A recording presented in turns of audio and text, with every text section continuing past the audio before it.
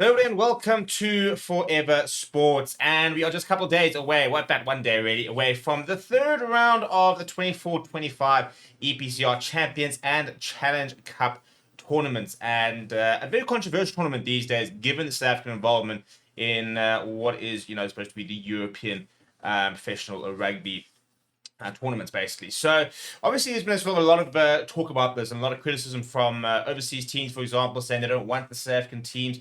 Lots of issue with travel, for example. I think Jake White and the Bulls have had to travel about 24 hours. They've had to get a plane through to Paris, then flies to Toulouse, and then get a bus to Castres for this weekend's clash. So, travel complications are very much at the forefront of this competition. And it's going to be very interesting to see how we try and navigate these complications in the future, with a lot of talks already, sort of, for example, with the equity deal and sponsorship in the future, about the fact that we need to try and solve a lot of these issues. But at the moment, from an organizer's point of view, nobody wants to see the South African teams removed just yet. People are very much still want to have them involved, and hopefully, especially when we see, for example, the money that we're hopefully going to get from these competitions, we'll be able to really see the value.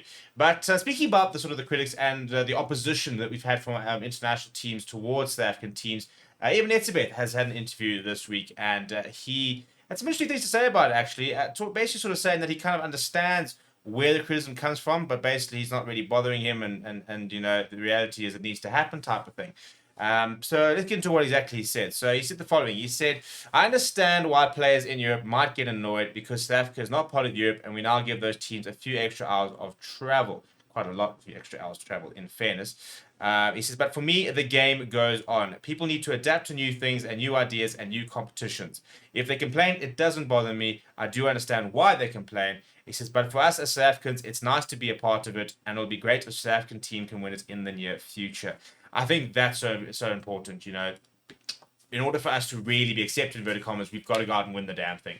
Because at the moment, and it was kind of expected. At the moment, the argument's not so much just that South African teams are in the tournament, but it's kind of more the issue people have with the idea of disrespecting the competition when South African teams send weakened teams overseas. And it's the reality of the way the competition currently structured, the way our season's currently structured, that we do have to, unfortunately, really rotate our squads and can't always send the strongest squad over for our EPCR away legs where, it is so complicated in terms of the travel. Now, the biggest thing with this competition is that, you can basically win, I think, 2 games, and you should probably make it to the next round, which means there's not a lot of incentive really to be sending your strongest team all the time over to these away games, given the fact that you can probably qualify for the next round with just a couple of wins. However, you do then potentially lose the home ground advantage. So, you really got to sort of weigh it up. The problem is at the moment, the South African teams just don't have the depth to be able to rotate teams a lot and still be as competitive as that they would like to be.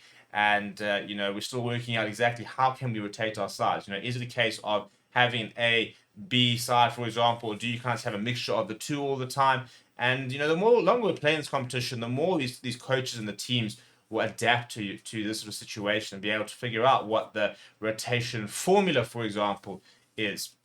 So, he's very right. But I think the main thing, as I said, we've got to try and win the competition. At the moment, you see us disrespecting, etc., etc. You got to win it, for example. Nobody can say anything. Nobody can really have a go and say you're not taking it seriously, for example. You can't say anything about it because a team would have gone and proven that they can be the best. So, just for example, like the URC, when we won in the first, year and got a final in the second year, there's a lot of positive thinking about towards that. Instead of saying, yeah, they're taking it seriously, they're adding value. In fact, they're actually a top side.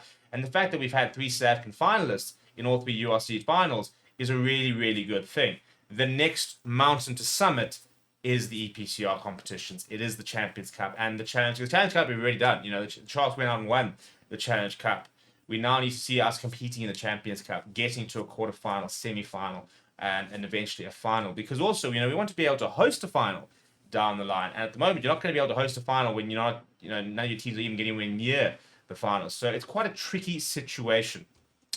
And I mean, Dylan Lates, for example, spoke about the fact they're saying that it's only the second year that they're in it, so they're going to have to learn the tricks of the trade and how to manage the squad with regards to the South African teams. Now, also, when you think about the French squads, for example, they're much bigger, so they can rotate a lot more, and players do, first of all, it's a longer season, for example, and players do get rotated quite naturally in the top 14, so it's a lot easier for them to manage the EPCR competitions, especially when an away game, for example, in England or in Ireland or Scotland and the likes, is a couple hour flight as opposed to 10 hour flight to South Africa. So lots and lots of complications. But let me know what you think down in the comments below. Smash a like on the video, subscribe to the channel as well. Thank you very much for watching. My name is Steve.